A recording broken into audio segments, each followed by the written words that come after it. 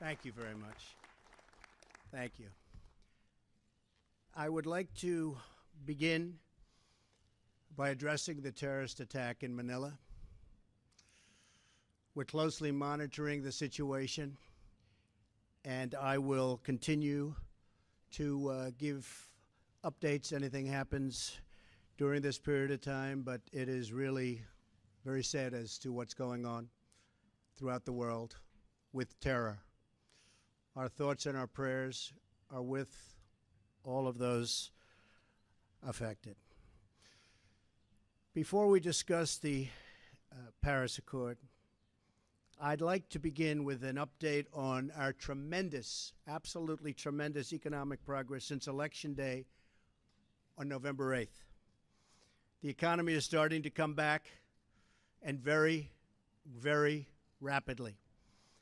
We've added $3.3 trillion in stock market value to our economy and more than 1 million private sector jobs.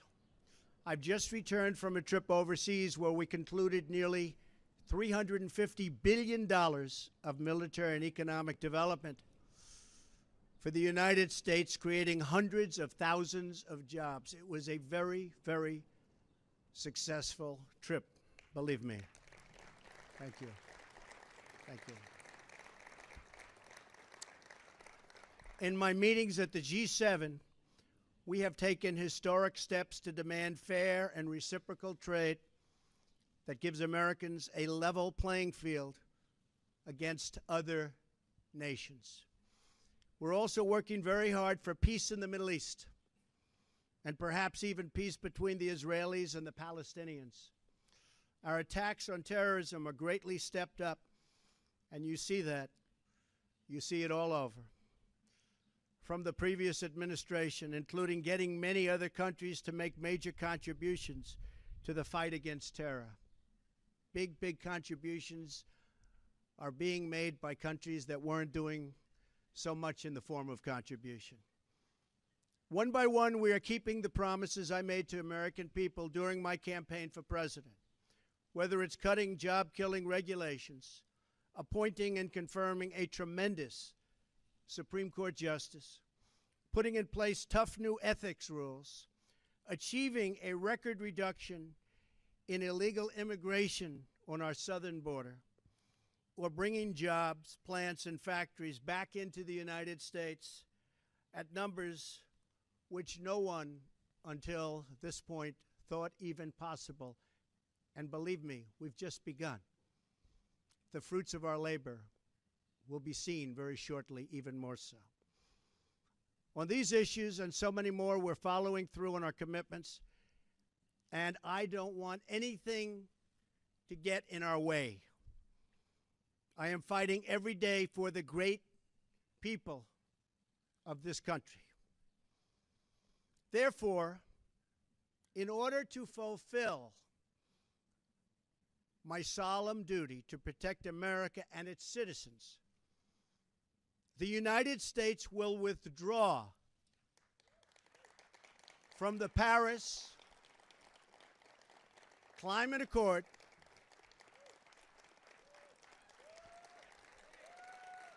Thank you.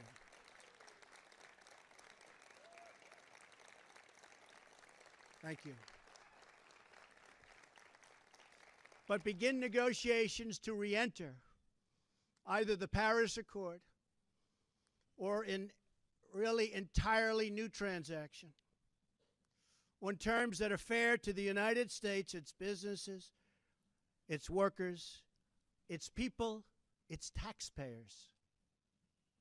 So we're getting out, but we will start to negotiate, and we will see if we can make a deal that's fair. And if we can, that's great. And if we can't, that's fine. As president, I can put no other consideration before the well-being of American citizens.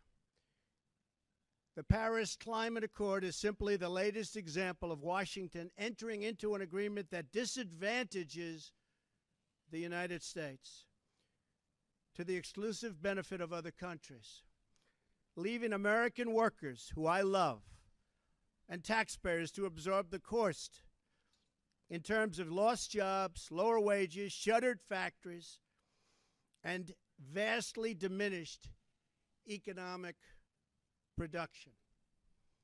Thus, as of today, the United States will cease all implementation of the non-binding Paris Accord and the draconian financial and economic burdens the agreement imposes on our country. This includes ending the implementation of the nationally determined contribution and, very importantly, the Green Climate Fund, which is costing the United States a vast fortune.